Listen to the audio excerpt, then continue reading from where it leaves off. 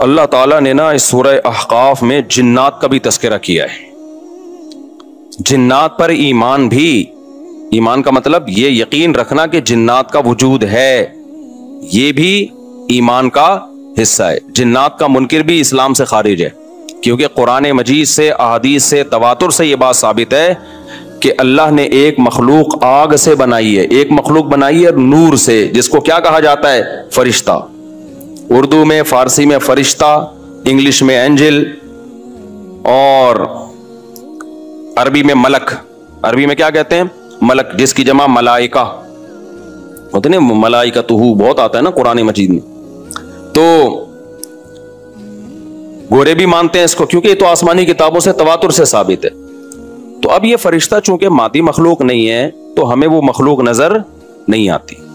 अब साइंस का ये कहना है, साइंस तो यहां तक भाई साइंस मादी चीजों पे तहकीक कर सकती है भाईजान। कुछ चीजें साइंस की दस्तरस से क्या है?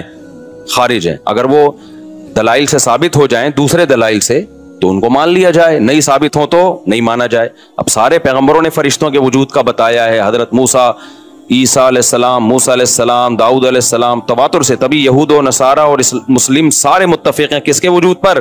फरिश्तों के। इसी तरह अल्लाह ने एक मखलूक को आग से बनाया, उसको क्या कहा जाता है? जिन। चूंकि वो इंसानों से छुपी हुई है, इसलिए उसको क्या कहा जाता है? जिन। जिन छुपी हुई चीज को कहते हैं। मजनून किसे कहते हैं? जिसकी अकल छुपी हुई हो, पर्दा पड़ गया हो, दीवाना हो गया हो। जनीन उस बच्चे को कहते हैं जो मां के पेट में हो, वो भी छुपा हुआ होता है ना। फलम्मा जन्ना अलैहिल लैल, कुरान कहते हैं जब रात छा गई, अंधेरा कर दिया रात ने, तो हर वो चीज जो छुपी, जुनून इसी से निकला है। जुनून पागल हो गया ना, गोया दिमाग ही गायब हो गया है, ठीक है ना। तो हर वो चीज जो छुपी हुई होती है ना, उसमें जीम डबल नून वाला मादा पाया जाता है। तो जिन को भी जिन इसलिए कहते हैं कि वो होता है लेकिन नजर बोलो नहीं आता। तो इसके बारे में हमारा अकीदा क्या है, जो इस्लाम ने हमें बताया है? भाई जिन्नात भी मुकल्लफ हैं आमाल के, उनमें अच्छे भी होते हैं और उनमें बुरे भी होते हैं। अलबत्ता शैतान एक ऐसा जिन है जो बुरा है। हर जिन बुरा नहीं होता, लेकिन शैतान एक बुरा जिन था जो अड़ गया था ना, पड्डे माजी में लगा था और क़यामत तक अड़ा ही रहेगा। उसकी नस्ल भी ऐसा ही है। लेकिन जिन्नात में अच्छे भी होते हैं और जिन्नात में बुरे भी होते हैं। जिन्नात तालीम कहां से लेते हैं? इंसानों से लेते हैं। जिन्नात में कोई अलग से पैगंबर नहीं आते, इंसानों ही को अल्लाह ने यह फजीलत दी है कि जिन्नात फॉलो किसको करेंगे? इंसानों को। तभी जितने मजहब इंसानों में है ना, उतने ही मजहब किसमें है? जिन अगर मेरा बयान सुनते हैं तो 20 रकत तरावी के कायल हो जाते हैं। किसी अहले हदीस का बयान सुनेंगे तो 8 के कायल हो जाते हैं। जेहलम वाली सरकार का बयान सुनेंगे तो जिन्नों की बीवियां अदालत से जा जाके उनकी अदालतों से खुला ले रही होती हैं कि वो शोहर उन जिन शोहर देने पर राजी नहीं होता। वो सारे झगड़े जो इंसानों में है ना, जिनमें हो सकता है कुछ 4 शादियां करते हो जो मेरा बयान सुनते हो और पिट भी रहे हो जिन्नियों से, चुड़ैलों से और जिनमें ऐसे भी होंगे जो एक के कायल होंगे। तो जितने, अब मुझे नहीं पता जिन्नात को 4 की इजाजत है कि एक की है, ये कुछ मसाइल हो सकता है जिन्नात के हमसे डिफरेंट हो, लेकिन बहरहाल तो हदीस से हमें यह पता चलता है भाई एक मखलूक है जिसे क्या कहा जाता है? जिन कहा जाता है। वो है, उसका वजूद है। और चूंकि वो हो सकता है यहां भी कुछ जिन्नात बैठे हुए हों। अगर वो आप कहें वो बैठे हुए क्यों? भाई वो खड़े हो गए तो सब आप लेटे हुए होंगे फिर यहां पे, इसलिए उनको बैठा ही रहने दो। ठीक। मैं अक्सर चुटकुला सुनाता हूं ना, वो पुराना हो गया लेकिन क्या करें। एक आदमी को किसी ने बताया ये फ्लैट पुराना है, खाली है, यहाँ जिन्नात है, इधर नहीं जाना, वो फंटर बना हुआ है। मैं चल जिन की ऐसी की तैसी गया, बेल बजाई, बंदा बाहर निकला ना, अब उल्टे पांव उसके, आंखें गोल गोल।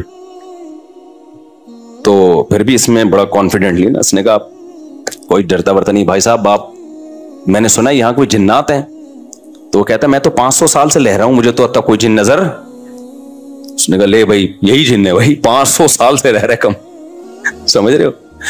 अच्छा, तो जिन्नात की पैदाइश इंसानों से पहले हुई है और जिन्नात की तादाद भी इंसानों से ज्यादा, क्योंकि कुरान में है क़द इस्तक्सरतुम मिनल इंस, ए जिन्नात तुम्हारी तादाद तो इंसानों से भी ज्यादा है। तो पता चला जिन्नात इंसानों से भी ज्यादा है। तो इनमें अच्छे भी होते हैं, बुरे भी होते हैं, हरी पगड़ी वाले भी होते हैं, सफेद पगड़ी वाले भी होते हैं, देवबंदी भी, बरेलवी भी, कादियानी भी, हिंदू भी, हर तरह के फिरके। क्योंकि ये तालीम कहां से लेते हैं? इंसानों से। तो जितने मौलवियों की जितनी किस्में हैं ना, सबसे ज्यादा किस्में तो पाकिस्तान में पाई जाती हैं। जितनी किस्म के मौलवी हैं जिस मुल्क में होंगे, उतने ही किस्म के फिरके भी उस मुल्क में, जिन्नात में भी होंगे, क्योंकि ये तालीम किससे ले रहे होते हैं, मैंने बताया, इंसानों से। दूसरा, इनमें एक मसला है, इनमें शर का उनसर खैर से ज्यादा गालिब है। इंसान की जो नेचर है ना, इंसान की नेचर ये है कि इंसान की नेचर में खैर ज्यादा गालिब है, शर मगलूब है। इंसानों में अच्छे बाय नेचर अच्छे ज्यादा होते हैं, बुरे कम। हर इंसान झूठ को नापसंद करता है, लेकिन कुछ फेंकू भी होते हैं।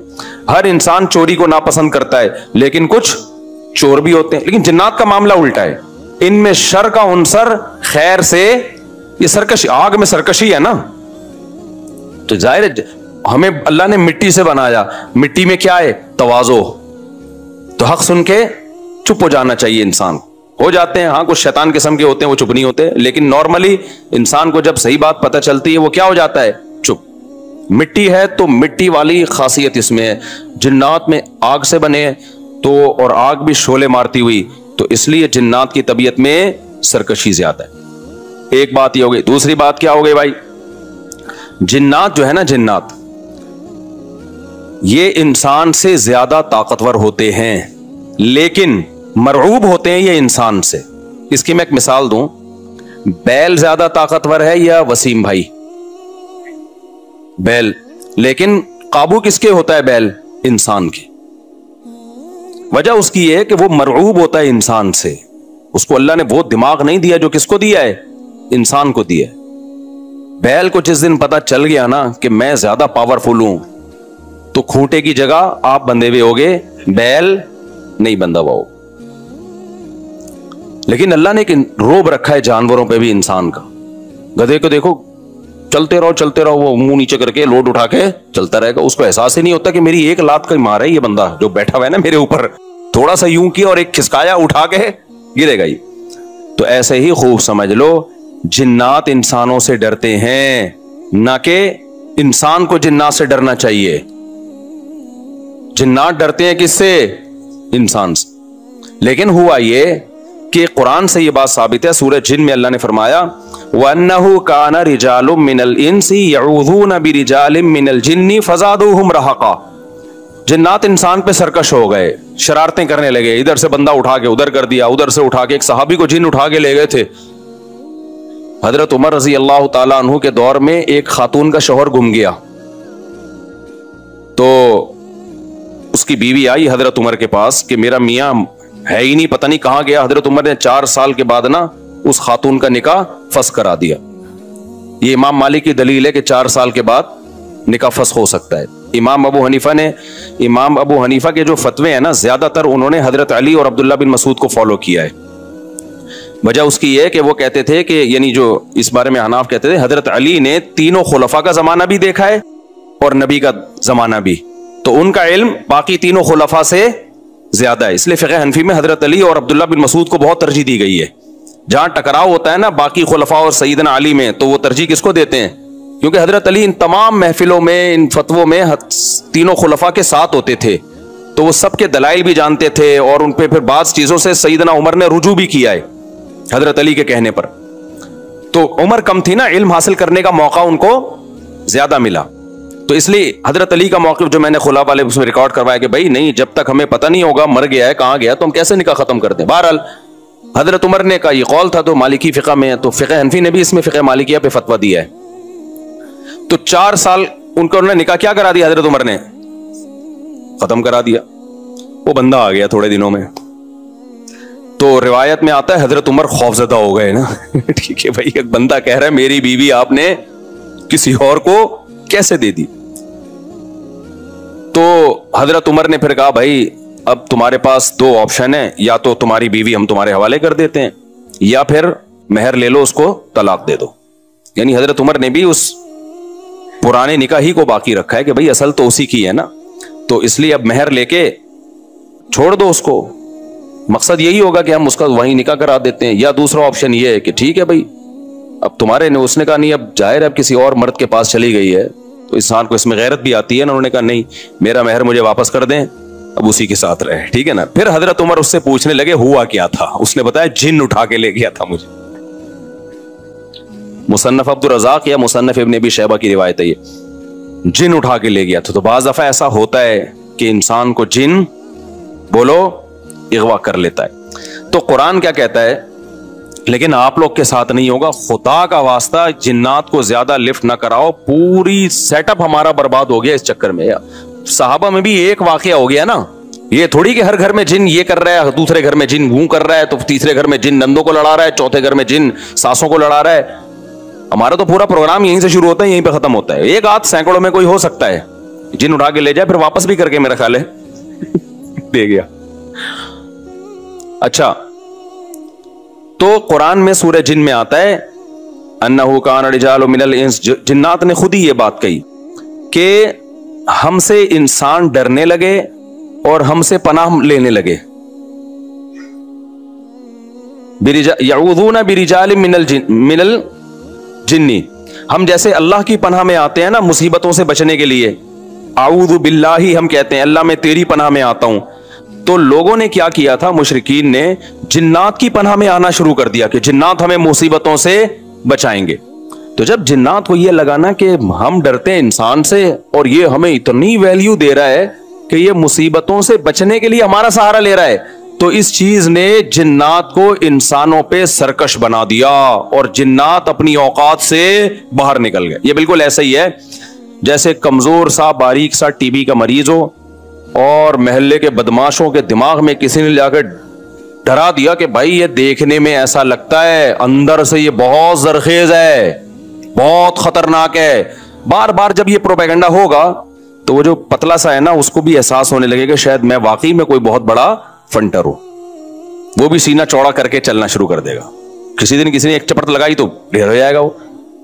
तो जब इंसान की नाजायज तारीफ होती है वो अपने बारे में गलतफहमी में मुब्तला, तो जिन्नात भी अपने बारे में ये समझने लगे कि यार ये इतने बड़े बड़े इंसान जो क्या क्या चीजें इजाद करते हैं, लोहे को पिघला के तलवारें बना ली इन्होंने और जहाज इजाद कर लिए, रॉकेट इजाद कर लिए, ये कर लिया वो कर लिया, तो ये हमसे डर रहे हैं। टक टक टक टक बड़े बड़े साइंसदान भी हमसे कांप रहे हैं कि पता नहीं मुझ पे किसी ने कुछ कर दिया है और ये जिन्नात ये कर सकते हैं। तो जिन्नात को लगा कि भाई ये इससे खेलो, इससे क्या करो, जैसे आपके जेब में बंदूक नहीं है लेकिन कोई डर रहा है। हमारे एक दोस्त के साथ क्या हुआ, एक डाकू आया, वो डाकू भी कोई बेचारा नया नया डाकू बना था, बेचारा तो नहीं कहना चाहिए डाकू वक्त को। तो इन्होंने क्या किया, यूं किया ना, यूं, ये रफी भाई का किस्सा है, हमारे रफी भाई ने बचे हुए हैं, अल्लाह इनको बचा के रखे, वरना हरकत इन्होंने ऐसी की थी कि अब तक डिलीट हो चुके होते ये, क्योंकि ये डाकू आजकल ऐसे नहीं है यूं करो तो भाग जाएं। तो इन्होंने क्या किया, उंगली से ना यूं, वो समझा पिस्टल है, बस यूं यूं दिखाया, वो भाग गया। तो मुझे आके बता रहे हैं कि डाकू आया था, मैंने जेब से यूं किया, यूं मैंने कहा रफी भाई कोई दुआएं काम आ गई हैं आपके। खैर जिन्नात के बारे में रिपोर्ट पेश कर रहा हूं, वरना जिन्नात को ना गुस्सा आ जाए कहीं कि वो इंसानों से डरते हैं, लिहाजा इंसान अगर उनसे डरना शुरू कर दे तो इंसानों पे हावी। इसी वजह से दो लोग तावीज गंडों में, फलीतों पे, पलीतों पे, आमिलों के पास जाते हैं। जिन चुड़ैल भूत का ताल्लुक भी उन्हीं से होता। तभी मैं कहता हूं आमिलों के पास, और आमिलों ने जिन्नात को कब्जे में नहीं किया हुआ होता, ये आमिल खुशफहमी में, जिन्नात ने इनको कब्जे में किया हुआ होता है।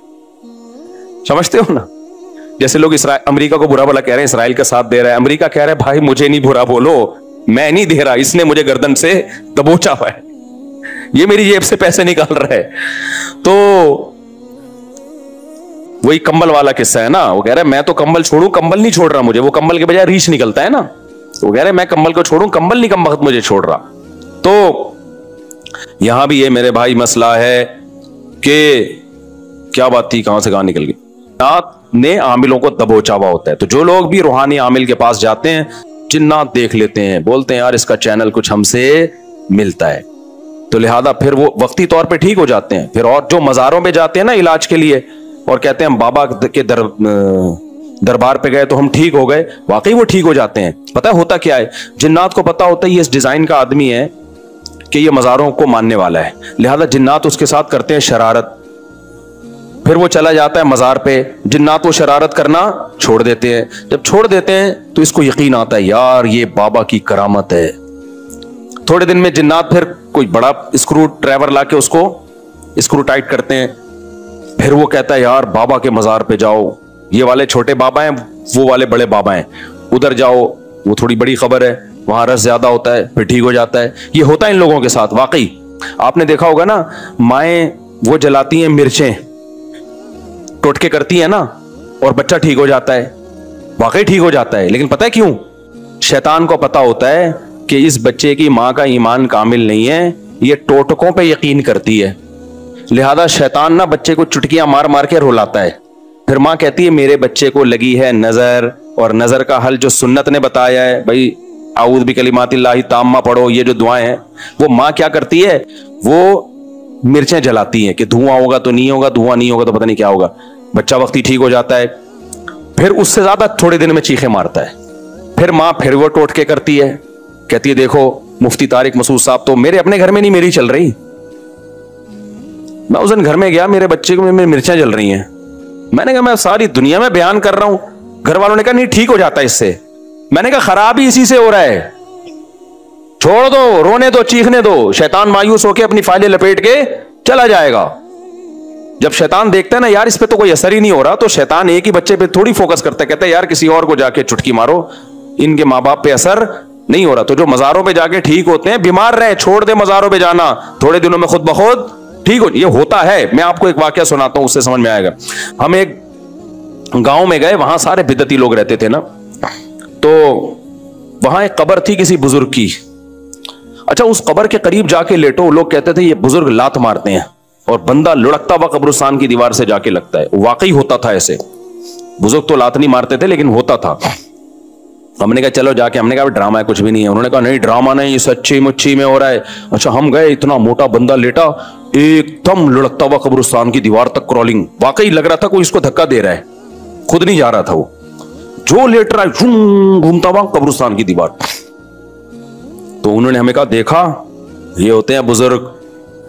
मैंने कहा यार ये फुटबॉल के कोई खिलाड़ी रहे हैं, ये बुजुर्ग हैं, ये क्या हैं? मुझे पता था अगर ये बुजुर्ग हैं तो ये काम नहीं कर रहे। बुजुर्गों का काम ठुड्डे मारना थोड़ी है यार, कर भी नहीं सकते। अगर ये इनमें ये ताकत होती तो जब इनको गुस्ल दिया जा रहा था एक चमेट लगाते रखे, ओए मैं खुद मक्का डालूंगा अपने ऊपर, तुम क्यों मेरे जिस्म पे हाथ लगा रहे हो? तो अंदर से बैठ के ना लाते मार रहे हैं। मेरा मकसद किसी बुजुर्ग की तौहीन नहीं है, हो सकता है वो बुजुर्ग हो, लेकिन अगर हैं तो भाई ये काम बुजुर्ग नहीं कर। अब क्या था, अब बारी आई हमारी। अच्छा, मेरे साथ एक और मौलाना थे, बहुत छोटा कद था उनका, दुबले पतले, उनका नाम ही हमने मुल्ला मुख्तसर रखा हुआ था, यानी मेरे दोस्त थे पुराने। लेकिन इतने दुबले तलबा तो आपको पता है शरारती होते हैं ना, तो हमने उनका नाम रखा हुआ था मौलाना मुख्तसर। जैसे एक मौलाना थे हमारे मदरसे में, अब्दुल बाकी नाम था उनका, वो भी छोटे से दुबले से। एक कारी साहब के साथ उन्होंने तजवीद ठीक करना शुरू कर दी। वो कारी हो तो चिखवाते हैं, आपको पता है, वो कारी इतना जोर जोर से हा बोलो, हा आइन, इतनी चिखवा रहे हैं। हमारे एक तालिब इल्म ने कहा यार मौलाना अब्दुल बाकी थोड़े से बाकी रह गए हैं, इनको मजीद खत्म ना करो। बाकी एक तो वैसे ही छोटे से, तो उन्होंने कहा अब्दुल बाकी मजीद थोड़े से बाकी रह गए यार, इतना जोर ना लगाओ। तो वो इतना पतला सा तालिब इल्म था, उनका नाम था मौलाना मुल्ला मुख्तसर कहते थे हम उनको। अब क्या हुआ है कि मैं जाके लेटा, मैं लेटा तो कोई लुढ़की नहीं आ रही। उन्होंने कहा ऐसे करो, अपनी आंखें बंद कर लो, ये हाथ यूं रख लो। हमने हाथ यूं रखा, फिर भी नहीं हो रहा कुछ। उन्होंने कहा सूरह फातिहा पढ़ो। मैंने सूरह फातिहा पढ़ी, फिर भी नहीं हो रहा। सूरह इखलास, सूरह फलक, सूरह नास, सब कुछ पढ़ लिया। उन्होंने कहा अच्छा एक दफा खुद थोड़ा सा मूव करो। हमने वो भी कर लिया, कुछ भी नहीं हुआ। बड़े हैरान हुए कि यार ये मसला क्या है। फिर वो मौलाना मुख्तसर आए ना, जो बहुत ही लाइट, वो लेटे, कुछ भी नहीं हुआ। तो उन्होंने कहा तुम्हारा अकीदा ठीक नहीं है। अच्छा फिर क्या हुआ? हमने कहा आप लेटो। कमाल की बात यह है कि अब वो लेट रहे हैं तो वो भी नहीं, उनको भी कुछ नहीं हो रहा। अब वो लेटे ना आके, जो पहले लुढ़क रहे थे, जिनका दिमाग बिदती था, वो लेटे हैं, वो नहीं लुढ़क रहे। वो कह रहे हैं ये हो क्या गया हमें, पहले तो लात पड़ती थी, हम घूमते हुए जाते थे। तो फिर उन्होंने कहा ये सब तुम लोगों की वजह से हुआ है, तुम लोगों का बुजुर्गों पे ईमान नहीं है, अकीदा नहीं है, अकीदत नहीं है, जिसकी वजह से बुजुर्ग क्या हो गए हैं, बुजुर्ग की यानी यूं समझो कि नाराज हो गए, ठीक है ना। तो हमने कहा हमारा अकीदा दुरुस्त है। अब देखो ये हुआ क्या, ये तो मेरा आंखों देखा वाकया है और इस पर मेरे पास गवाह भी हैं जो इस वाकये के हैं। हमारे जामिया के और भी असातिज़ा थे, टीचर थे, वो भी लेटे, उनको भी कुछ नहीं हुआ। तो ये मेरे अकेले का नहीं है, मैं इसकी तस्दीक के लिए गवाह भी पेश कर सकता हूं। तो हुआ क्या है ये समझो, ये वाकया बड़ा है, वाकया मकसद नहीं है। होता पता है क्या है, जिन्नात होते हैं ऐसी जगहों पे। जिन्नात को पता है कि ये कौम कब्र परस्त टाइप की है, ये कब्रों से अकीदत रखने वाली कौम है। तो ये जब यहां लेटेंगे किसी बुजुर्ग की कब्र पे, जिन्नात धक्का देते हैं उनको ताकि इनका साहिब कब्र से अकीदा मजबूत हो। फिर कल आके ये कब्रों से मांगने की जगह मस्जिद है अल्लाह, तो ये किससे मांगेंगे यार? जब ये अंदर से बुजुर्ग यहां से किक मार के हमें वहां तक ले जा सकते हैं, तो ये मुझे औलाद क्यों नहीं दे सकते, ये क्यों नहीं कर सकते? तो जिन्नात ये हरकतें करते हैं। उन लोगों पर जिन्नात का वो चलता है जिनके बारे में जिन्नात को पता होता है कि यहां हमारी दाल गलेगी। समझते हो? अब जब हम चले गए ना, तो जिन्नात को पता था यहां हमारी दाल इंशाअल्लाह गलेगी नहीं। तो जैसे ही हम गए हैं, हमें तो पता था कोई ठुड्डा मुड्डा नहीं है, बकवास है, ये सब शयातीन के तसव्वुरात हैं। जिन्नात ने अपनी फाइलें वाइलें लपेटी, अपने सारे ठुड्डे शॉपर में डाले और फाइलें लपेट के मार्केट से शॉर्ट। तो जिन्नात वहां से चले गए थे। यही वजह है कि वो लोग अब दोबारा लेटे हैं तो उनको कुछ नहीं हो रहा, हालांकि पहले तो उनको हो रहा था। और इसे भी पता चला वो ड्रामा नहीं कर रहे थे, ड्रामा कर रहे होते तो दोबारा कर लेते। वो भी हैरान थे, अब ठुड्डा क्यों नहीं आ रहा भाई? हमने कहा भाई यहां जिन्नात थे, शयातीन थे जो तुम्हारा अकीदा खराब करना चाहते हैं। तो अब वो जिन्नात मार्केट से क्या हो गए हैं? शॉर्ट। अब समझ में आया जिन्नात का फलसफा? जो ये टोटके करते हैं, सिलबट्टे घुमाते हैं नजर उतारने के लिए, मिर्चें जलाते हैं, सारी टेंशनें उन्हीं के बच्चों के साथ होती हैं। और जो ये हरकतें नहीं करते उनके बच्चों के साथ ये टेंशनें नहीं होती। जो जादू टोनों पे ज्यादा बिलीव करते हैं, टोने के असर भी किस पे होते हैं? उन्हीं पे। जो कहते हैं अरे बाप में दम में तो ताबीज ला के रख दे, कुछ भी नहीं होगा, उन पे वाकई कुछ भी नहीं होता। तभी तो मैं आमिलों को कहता हूं, अबे तुमने इतने जिन्नात जला दिए, इतने मार दिए, 8-10 जिन्नात हमारे सामने भी ले आओ भाई। और तुम मुझे धमकियां क्यों देते हो, ये कर देंगे वो कर देंगे? तुम देखो, ऊंट ने एक बंदे को यूं उठा के ना यूं रख दिया था ज़बह से पहले, तो जिन्नात भी यूं उठा के क्या कर दें, मुझे यूं कर दें। तो इनको पता है कि कुछ भी नहीं होता, जिन्नात ने इनको काबू किया हुआ है, इन्होंने जिन्नात को काबू में नहीं किया हुआ। तो इसलिए मसनून दुआओं का बस एहतमाम किया करो। सूरह फलक, सूरह नास, नजर बस की जो दुआएं नबी ने बताई हैं, इतना काफी है। इससे आगे अगर बढ़ने की कोशिश की तो जिन्नात से हिफाजत नहीं।